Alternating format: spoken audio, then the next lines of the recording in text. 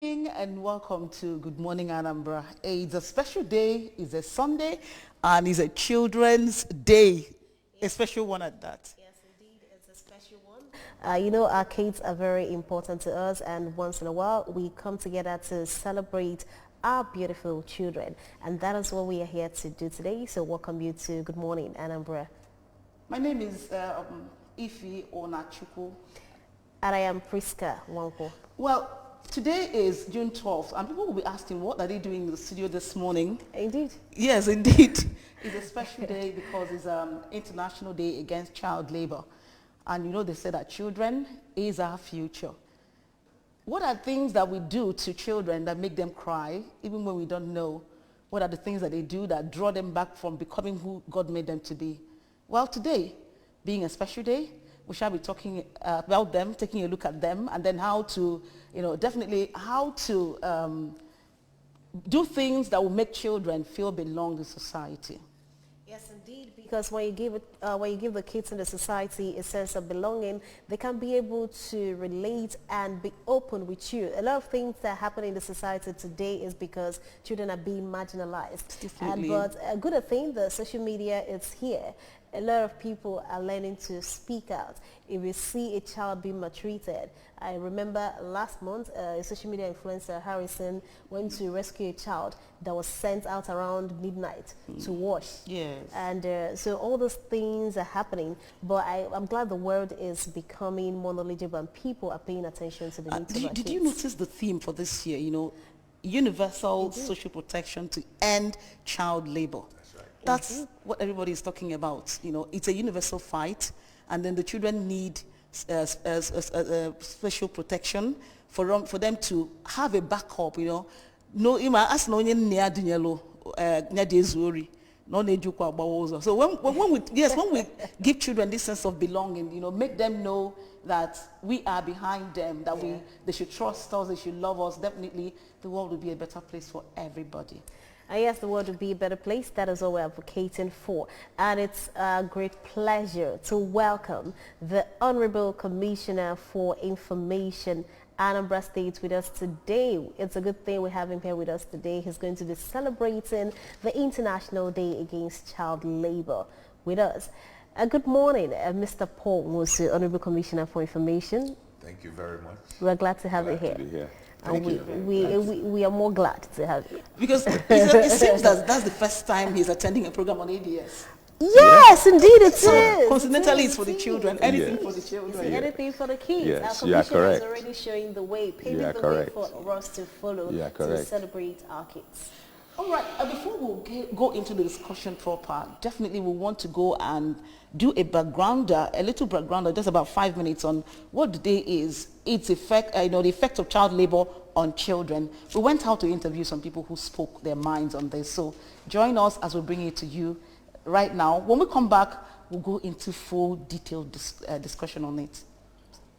World Day Against Child Labor is a global event that focuses on the impact of the crisis on child labor. The event is usually commemorated with various activities to draw attention to abuses against the child. As a result of COVID-19, this year's event witnessed most of its policy-based activities done virtually. Children around the world are routinely engaged in paid and unpaid forms of work that are not harmful to them. It doesn't mean that children should not work.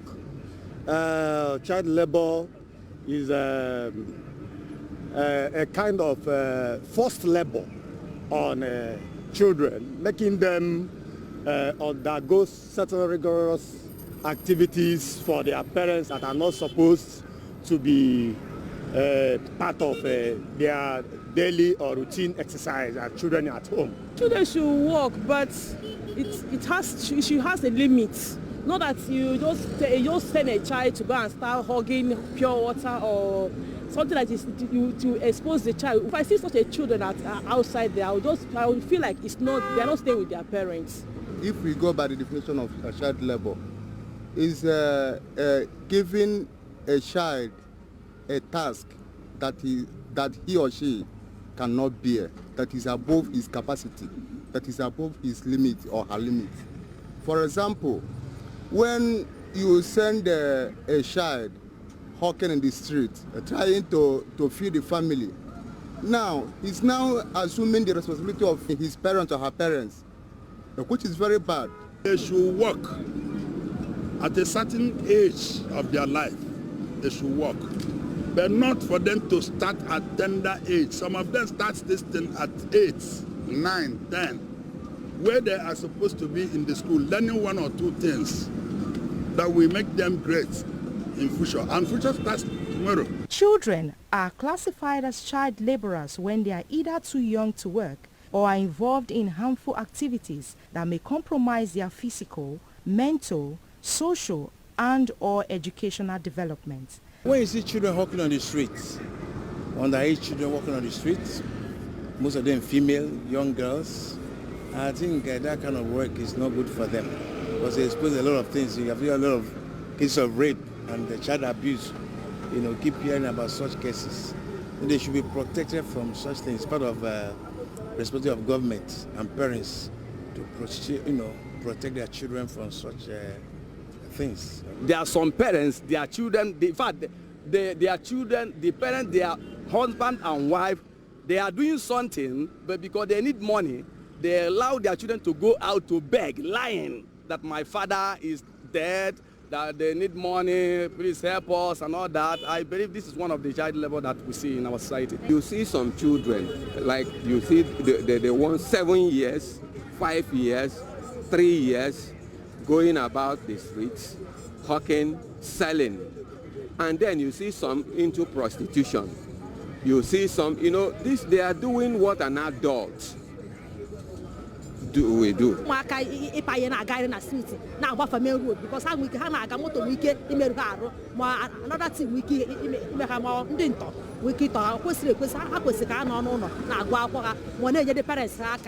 At home. That's a whole lot of child labor, hawking on the streets, serving in brothel or hotel, subjecting them to such a hard labor like working in a construction firm or where they are building construction sites, where they are building some of these activities that are not supposed to, the children are not supposed to be taking part of.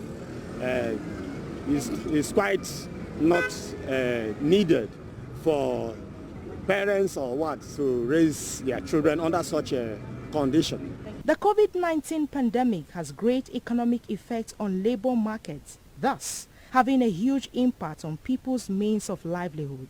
Unfortunately, children are often the first to suffer due to its effects on their families. The crisis has the propensity of pushing millions of vulnerable children into child labor.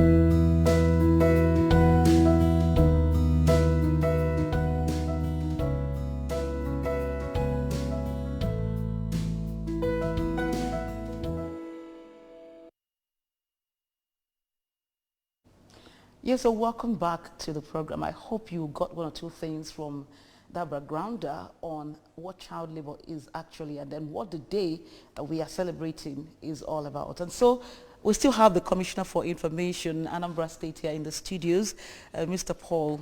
And right now we want to actually, take a look at how children are being treated in our climate.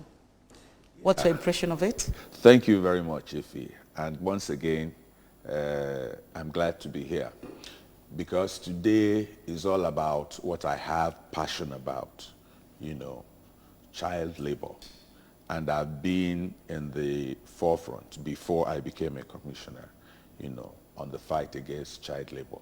Now, come to your question, how children are being treated. Well, like French people will say, comme ci, comme ça, you cannot say it's too good, you cannot say it's too bad. But in the average, I think particularly in our climate, like you said, we are conscious of being good parents, taking good care of our children. But when you look beyond your home, you begin to see incidents of child labor. Go to Opi-Weka, for instance. You have a litany of cases there, children because when you talk about child labor, really, you are talking about children below the age of 18. That is what the United Nations recognize as child. And any child being exploited within this age bracket is considered to be, under the hue of child labor. And this is what we are saying is not right. Now back to our climb. You go to a typical place like Opiweka, you will see kids between this age bracket I just told you about, moving carts, carrying loads at their back, doing one thing or the other that United Nations categorizes as child labor. And what is child labor in the first place? Child labor is an exploitative task being given to children within the age bracket I just mentioned. And that task is such that denies them education, and at the end of the day, stunts them mentally, physically, socially, and otherwise, that they don't grow up to be meaningful adults. Then, of course, there are exceptions, when you talk about child labor. Like when a child, for instance, voluntarily go into becoming an artist, or doing domestic chores for the parents, things like that are not categorized as child labor. You talked about becoming an artist, the child becoming an artist. Yes. And the child is paid at the end of the day. The child is paid at the end of the day, but more or less it's like a supervised vocation that he has gone into. But child labor is typically those that are subjected to those tasks because they don't have an alternative. This is, they are helpless and they need help. And this is why the United Nations has decided to set a day aside when the conscience of humanity would be pricked that something is going wrong. And if we look the other day, one day will come when we will not have meaningful members of our human society. Honorable Commissioner, while the clip was playing, that background on this day, the 2022 Day Against Child Labor, there was something majority of the respondents, they were saying. They were saying it is not wrong to send a child out to work. Now, you would understand that based on what they've been saying, it seems like our understanding of what constitutes child labor is different from what is obtainable in Sinak lives. And there is an Igbo saying that goes that "Iho job for home minana." So sometimes we do these things, but because we do it and everybody keeps doing it, nobody thinks is wrong. So what is different? What is obtainable over there that is not obtainable here? I agree with you. What is wrong with us is ignorance. And ignorance is not an excuse, like lawyers will say. That you send your child into the street, and I even heard somebody say, will the child not stay without doing anything? It is wrong. There is a law, Child Right Act. Let them go and read it. It forbids you sending a child into the street to go and hawk, to go and beg, to go and do all kinds of things. Okay? It forbids you using a child as a brothel, using your child as a guarantee for a loan you have collected. The laws are there. Let them go and read it. These kids you see running around, it's against the law. Clear. But the point is that people have not been conscious enough, to not to commit that crime, because it is a crime. And it's punishable by, I think, 10 years jail term. But because we don't know, people are ignorant. And those that should enforce the law are laid back. So if you don't enforce the law, the ordinary Nigerian assumes that it is right to send a child on the street to go and hawk, to go and sell. And most of the time, when you aggregate, when you evaluate, add up what they have in those pans they are selling, some are not even up to 1,000 naira. At most 2,000, 3,000 naira. It's maybe now that sachet water, pure water has increased. Then will a pan of sachet water will now be amounting to about 3,000 naira. Otherwise, it used to be less. In the good old days, in the olden days of our ancestors, if a man wants to have a lot of akko Yes. riches. Wealth. Yes. What you do is you get married and keep giving birth to babies, and those babies will go to the farms. I agree with you, Ife, but thank God you said in those days. In those days. So when you ask, some parents who are culprits of, child labor, when you catch them, what they tell you is, they will have to help out. We are in Africa. Do you understand? So, what is the fate of the poor child who has a neighbor who is a rich child, but is provided with everything she needed? But for her, she needed to work with the family. Now, before I come to this second question, let me take the first one about a man that has many children. In the first place, it was more of a primitive society. And don't forget, for you to have as many children as that, you must have 2, 3, 4 wives. Yes. For you to now have, and when you have these children, you don't just take them to farm for taking sake. As a father, you take them to farm and you know their individual limitations and capacities. And when they hit that limit, they go to their farm hut to take a break, eat, and then continue before sundown. And they do this in a very, very loving and caring manner. And those of them that were exposed to the West as at that time still send their children to school, except for those, of course, who don't want to school or don't have that aptitude to be educated. They end up either become prosperous farmers. Those who will go to school will go to school. Those who will do all kinds of things will do all kinds of things. It's different from what we are talking about today. We are talking about child labor, exploitation. That man wasn't exploiting his children. Okay. He was just seeing them as members of his family, being large. They will help him increase his barn of yam, his cassava harvest, and things like that. And they are going to be part of it. But we are talking about a situation where, you see, we cover crime with all manner of nomenclature. This thing we call house girl, house boy. Granted that some people take care of theirs. They send them to school, provide for them. But we have very bad cases where these so-called house girls and house boys are nothing practically but house slaves. They eat from the crumbs of the table. They don't go to school. They are barely cared for. That is the situation we are saying. It's wrong. Then you asked another question about the rich child and the poor child that live as neighbors and things like that. Well, God creates people differently. These fingers are not equal. I've never seen a society where you still don't have poor people. But where you have poor people, there are certain welfare policies and programs that governments that understand put in place because they know that fingers are not equal. There are bound to be rich, there are bound to be poor people.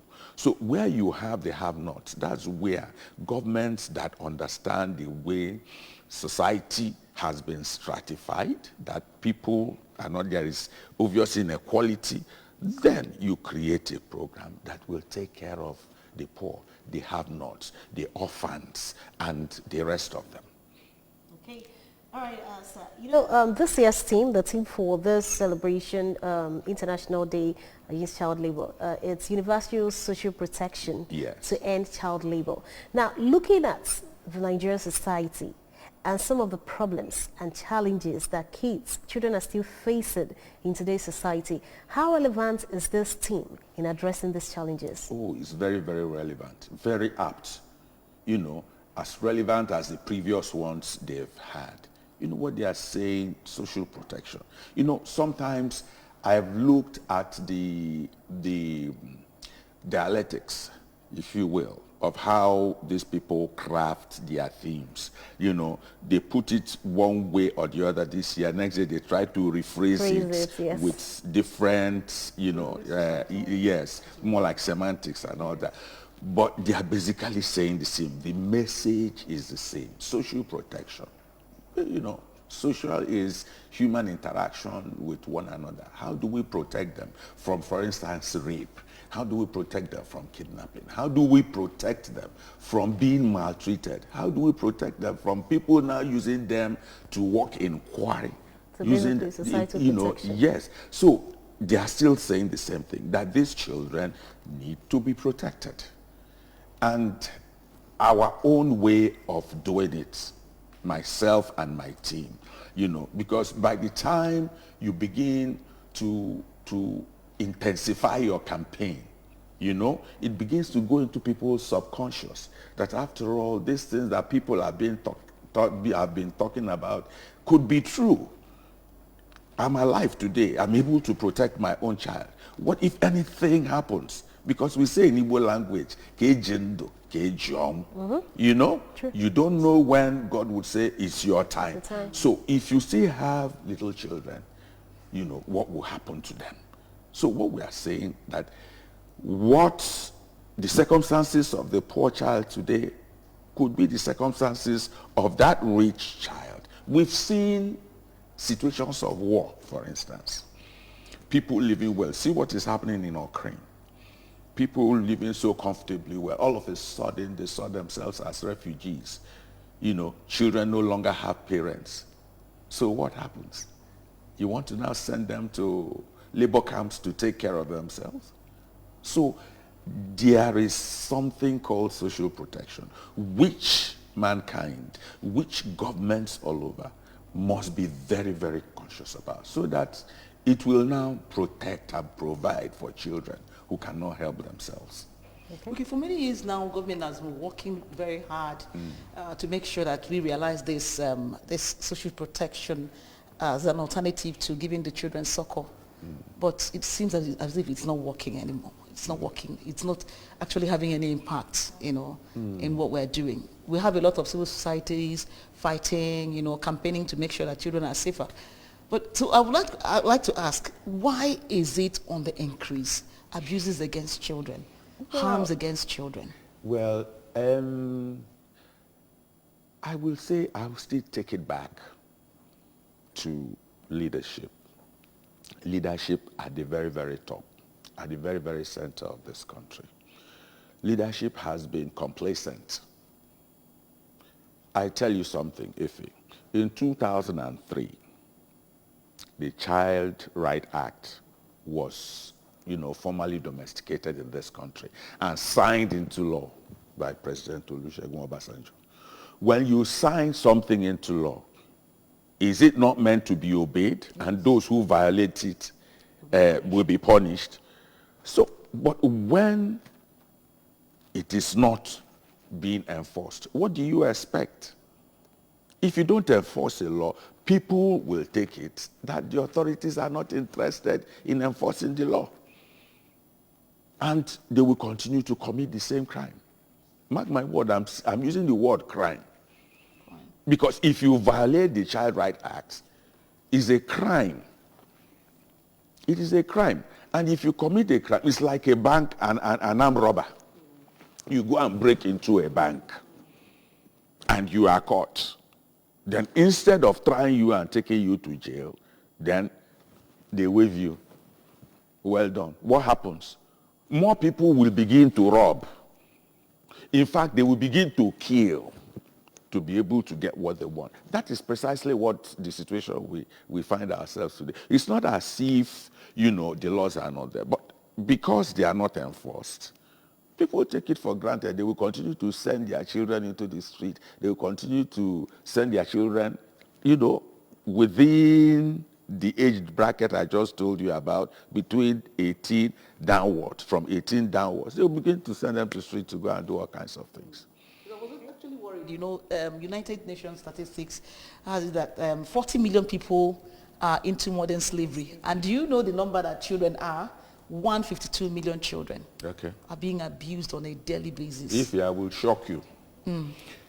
According to UNICEF, 50 million children in Nigeria are under the stranglehold of child labor. And 60% of that. Of the 15 million. Of the 15 million north of the country. Giving us the rest. Yes, leaving us. That means almost in every 10 household, somebody is being abused. Exactly. And you see, we have 36 states, isn't it? Yeah. Yes.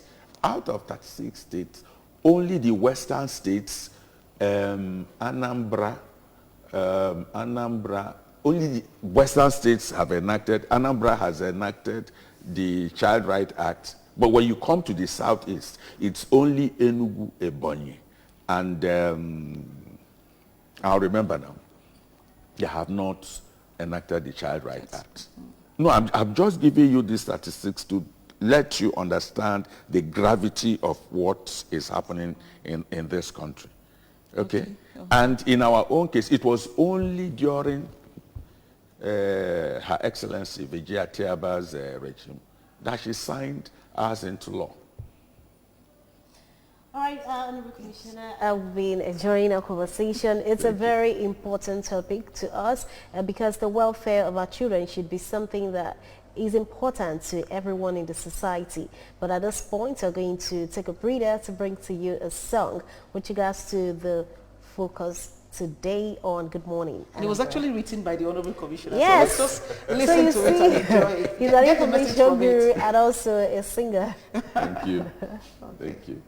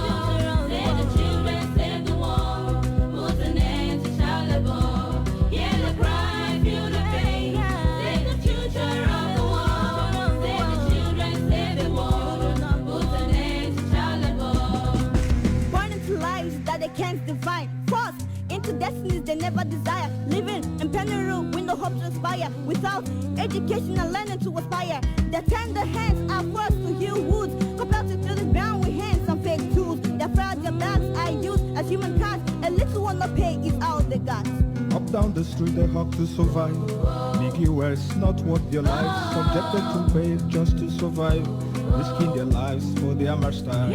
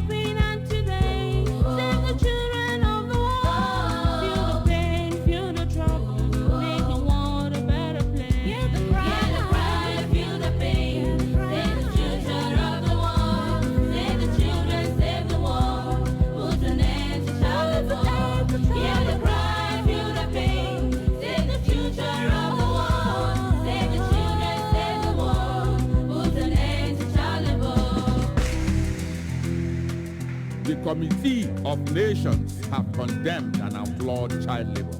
Nigeria passed the Child Right Act, but no one enforces it, and the culprits go scot-free. Let all rise in unison and say no to child labor, for they are the future we see.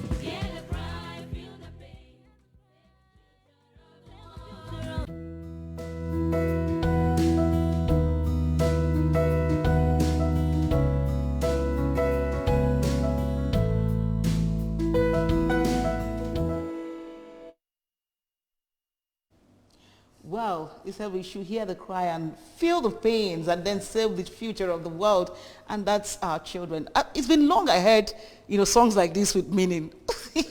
What we usually hear these days is, uku or male or female and all this. But I think this is a very beautiful song. And I wish more people can sing such songs, to help our children come out from slavery, modern slavery in its various types. And the song was done by the Honorary Commissioner for Information here in the studio. So thanks a lot for that good input. Yes, when he was talking, it made me, it reminded me of some things that go on in Nigeria, in Igbo land where we are. They tell us that child labor is when you take a child that is under 14 home, and then the person helps you at home. This is what we do every day. We had some programs, that was on Thursday and Friday. One was by ROLAC, Rule of Law and Anti-Corruption. Okay. And the other one was by AYON, that's Association of OVC NGOs in Nigeria. And basic things they talked about was being aware of when we put children through child labor. And some things they marshaled out that day, they were so strange. And I kept asking myself, we have the law, the VAP law, that was in 2017, signed into law in Anambra State. Yeah. We have the 2004 Child Rights Law. We have our Constitution. These books are there. But then, how much of their dictates do we know? How can we know? How can children, parents in the village, caregivers in the village, know about what the law contains and when they've gone contrary to the rule of law? Yeah, I think on our part, that is when I say on our part, myself and my team, before Governor Soludo graciously appointed me the Commissioner of Information, we've done quite a lot of work in this area, starting from as far back as 2017, okay? We've engaged in a number of conferences, seminars in conjunction with United Nations Information Service Office in Lagos. They collaborated with us. We've held conferences, we've held seminars where we invited market women, invited teachers, invited policemen and women, because they are those that are supposed to delay in getting justice for the children. Exactly, they are the ones that are supposed. We invited them. We held one in Ajegunle, Lagos, I think in 1917. Then, because we move around the country, unfortunately, we cannot cover so many places at the same time because of funds. The work is huge, but exactly. We have few laborers. We did one in Ajegunle. Ajegunle is a slum, a suburb in Lagos, where these cases are predominantly happen. Where you see such cases a lot. We held one there. Market women, their leaders, and incidentally, we did it in a place called the Felodun, where they have very close to the market, where most of these Hawkins and all those things, they originate. Then we did another one in Enugu the following year, another one in Enugu. In fact, it was hosted by the Enugu Council, the local government office, and the wife of the chairman was present that day. This same category of people, we are there too. At the end of the day, the group went into the market with flyers and things like that to sensitize them. Then in 2019, we held one in Oka here. Okay? Same thing happened, try to sensitize. And at every opportunity, just like I am here today, I send out members of my team, to go to the radio stations, television stations, and they've been very, very kind. Just like you've accepted me today at no cost. We go to Wazobia, Ray Power in Lagos, Dream FM, and the rest of them. So how has the response been? Well, the response has been good but slow. Okay. Good but slow. And this is why we are saying that apart from NGOs, foundations, individual speaking. There has to be a concerted effort on the part of the authority. When I say authority, I'm talking about executive legislature. And judiciary should be ready, very, very ready to begin to send people to jail, those that have been found culpable in this kind of crime. I insist, crime. I'm not saying wrongdoing. Crime is crime. Punishable. The jail term, if you read it, spelled out there, 10 years. 10 years. If people have been punished according to the law, praise God, these things will be curbed. It will be curbed. All right, so now we've established the fact that there is a problem, and this problem is the issue of child labor. Yeah. Every year, June 12th, this celebration is done to raise awareness and bring to fore some of the challenges these children are facing with a view to tackling them. Now the question is, is there no lasting solution? What can we do to change the narrative and even sensitize people so they don't see it as a normal thing because everybody is doing it? Well, before I took office, as a matter of fact, I wrote this music in January. This year? This year. Wow. Specifically for this occasion. Okay. I wrote this, I thought we should take our campaign one step further. Okay. I sat down, then I asked, by the way, I didn't do it alone. I wrote the music. Then there is a young man called Ken Anozie, a good pianist, on organs, So he found the melody, all right? Then, of course, myself, my team comprising of one Mrs. Blessing Ibe, Grace Iwoba, then Anozie's wife, and the kids you just saw from Loretta. Was a concerted effort? Yes, brought them together, the kids, at least to lend their voices. If we are so hard-hearted that you cannot hear Paul Mosu. Then you can hear the kids at least. The kids' voices will at least move you, to action. So it is one way. In fact, it was where I was editing it finally at SMIC Studios that I got the announcement that Governor Soludo has made me a commissioner for information. Wow. Okay, so you have ample opportunity to, sensitize people through your various outlets. Yes, okay. as God would have it. Well, thank you very much, sir, for joining us on the program. So we're happy that you came, actually. We were meant to celebrate this tomorrow, but then you said, no, let's do it today. It has to be today. It has to be today. Exactly. For it to be relevant. Thank you very much, sir. Well, it's up to us. What is your role in making sure that children don't go into child labor? Your little contribution could help a child have a brighter future. Yeah. I've always said, if we can adopt the concept of not calling children, people under your care, house helps, maybe it could help. So that the person will have an equal opportunity with your children and other members of the household. Well, thanks a lot for coming, Honorable Commissioner for Information. Thank you very much. Thank you. Thank you, Priska. Thank you, sir. Yeah. Thank you, sir. My name is Ifyo Nachuku. Thank you, and be kind to children so that the world will be a safer place to be in. Yes. And just like the Honorable Commissioner wrote in one of the lyrics of the song, save the child, save the future of the world. When you realize this, you protect our children. My name is Priska Onko. Remember, save the child, save the future of the world. Exactly. Bye for now. Bye.